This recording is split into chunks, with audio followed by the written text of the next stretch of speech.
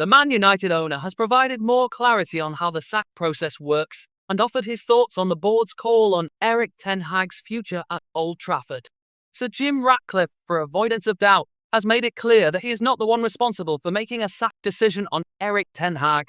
At the end of the day, it's not my call. It's the management team that's running Manchester United that have to decide how we best run the team in many different respects, the sun-swept billionaire told the BBC in Barcelona. He was speaking after witnessing a Great Britain sailing team qualify for the America's Cup, the oldest competition in world sport, for the first time in 60 years, thanks to his bankrolling of Ineos Britannia. Meanwhile, 1,100 miles away in Manchester, many feel Ten Hag is sailing close to the wind. The United boss was urged to jump ship by a lifelong friend after winning the FA Cup in May, but he refused to resign. Now he could be forced to walk the plank anyway by the new club board amid pressure to change skipper. Ten Hag risks plunging into the international break on a 5-game winless run should United fail to win at Villa Park, which will be bouncing after seeing Aston Villa defeat Bayern Munich in the midweek Champions League clash.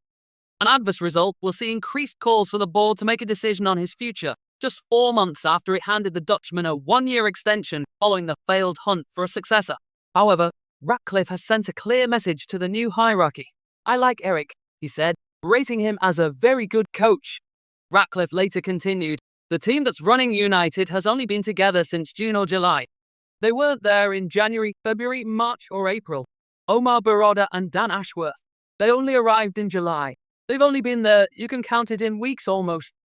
They've not been there a long time, so they need to take stock and make some sensible decisions." These comments suggest that Ratcliffe errs on the side of caution and consideration, with it being ambiguous whether he would denote the axing of Ten Hag as sensible, given his appraisal.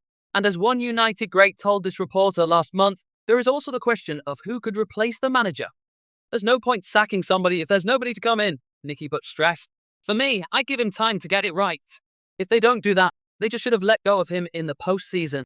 But Ashworth also has Ratcliffe's final comments in Barcelona to consider. "Our objective is very clear. We want to take Manchester United back to where it should be, and it's not there yet, obviously. That's very clear. If the board decides that Ten Hag is not the man who can get United back to the heights of yesteryear once more, Ratcliffe could have few qualms should Ten Hag be shown the door.